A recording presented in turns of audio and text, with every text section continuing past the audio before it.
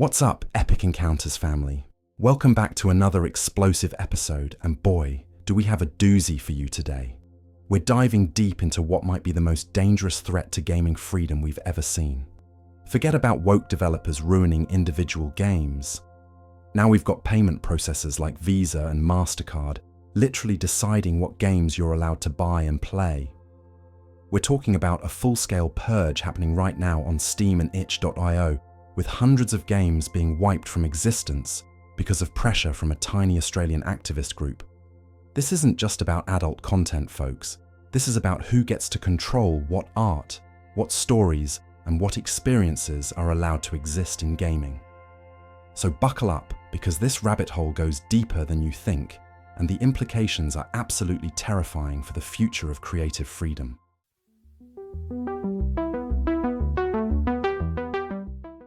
The purge begins.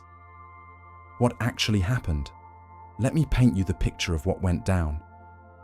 A small but vocal Australian group called Collective Shout, and when I say small, I mean they managed to trigger this entire mess with just 1,000 people, sent an open letter to major payment processors. We're talking Visa, MasterCard, PayPal, and Stripe. Their demand? Stop processing payments for Steam and itch.io because these platforms host games with adult content. Now here's where it gets insane. These payment companies didn't just target specific problematic games, they went full nuclear option. itch.io, in a panic to keep their payment processing intact, removed all adult content from their platform. We're not just talking about the controversial stuff, we're talking about legitimate artistic works, and anything that could remotely be considered mature content. Steam, with its 132 million monthly users, also caved to the pressure and removed hundreds of titles. Think about that for a second. Companies that have nothing to do with game development are now deciding what games millions of people can access. It's like having your bank decide what books you're allowed to buy on Amazon. And here's the kicker. Some users reported they couldn't even access games they'd already purchased and owned. Imagine buying a game, playing it for months, and then one day it's just gone because some payment processor decided it violated their ever-changing moral standards. The slippery slope. Where this really leads. Now you might be thinking, hey, maybe they're just going after the really extreme stuff. But that's exactly the trap they want you to fall into. This is textbook mission creep, and we've seen this playbook before. Remember when this whole thing started with a game called No Mercy? Yeah, that was just a visual novel. You can barely even call it a proper game. But once they got that removed, the floodgates opened. Now we're looking at a future where any game with adult themes, violence, or content that makes certain groups uncomfortable could be on the chopping block. And let's be real here. If payment processors can pressure platforms to remove adult content today, what's stopping them from going after violent games tomorrow? Grand Theft Auto, Mortal Kombat, even something like Baldur's Gate with its romantic storylines. All of these could be next. The mission statement of Collective Shout is about protecting women and children. But here's the thing. We already have rating systems like PG and ESRB for exactly that purpose. Parents can control what their kids play. Adults can make their own choices. But apparently, that's not enough for these moral crusaders. They want to make those choices for everyone. The hypocrisy of corporate protection. Let's talk about the stunning hypocrisy at play here. Collective Shout claims they're protecting women, but as multiple female developers have pointed out, many women consume and create adult content. By cutting these creators off from income and audiences, they're actively harming the very women they claim to protect. It gets worse. The director of Collective Shout, Melinda Tankard-Reist, was recently appointed to a government advisory board for Australia's internet censorship trials. This isn't some grassroots movement. This is organised, institutional censorship with government backing. And here's the really scary part. This same playbook is being rolled out globally.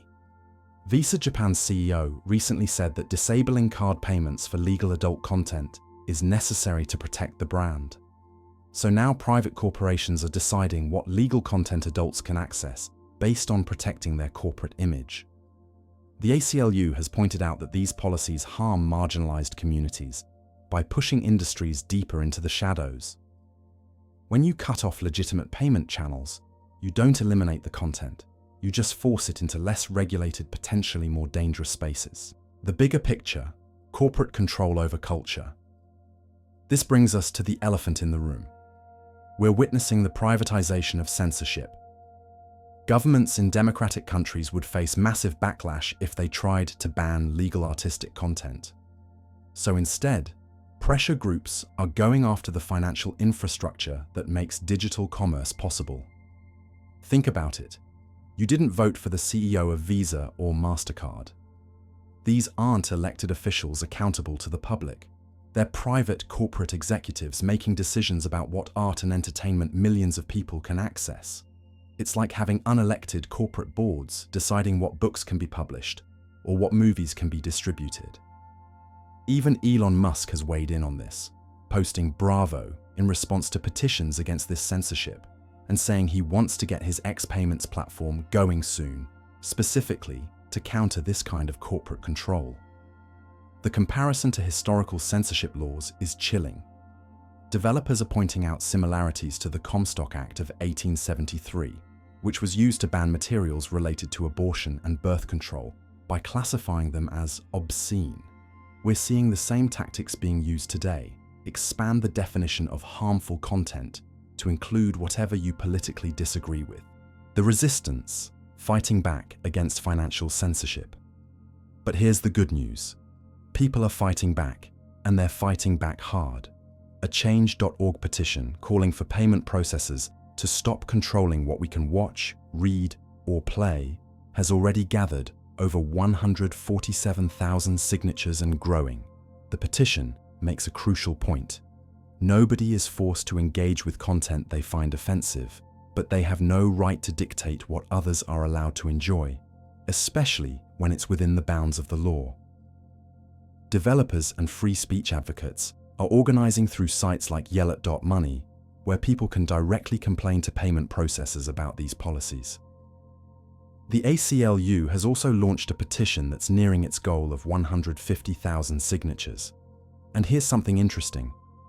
If Collective Shout could trigger this massive censorship campaign with just 1,000 people, imagine what 147,000 angry gamers and free speech advocates can accomplish when they organize and apply sustained pressure.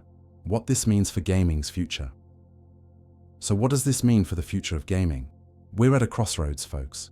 Either we push back against this corporate censorship now, or we accept a future where unelected payment processors get to decide what games exist. This isn't just about adult content. Today, it's mature themes. Tomorrow, it could be violence. The day after that, it could be political content that makes certain groups uncomfortable. Once you establish the principle that payment processors can dictate content, there's no logical stopping point. We're already seeing the chilling effect. Developers are self-censoring, avoiding certain themes or topics because they're afraid of being deplatformed. Streaming platforms like Twitch have policies that make it nearly impossible to showcase these games. YouTube demonetizes creators who cover them. The entire ecosystem is being designed to squeeze out anything that doesn't fit corporate-friendly, advertiser-safe guidelines.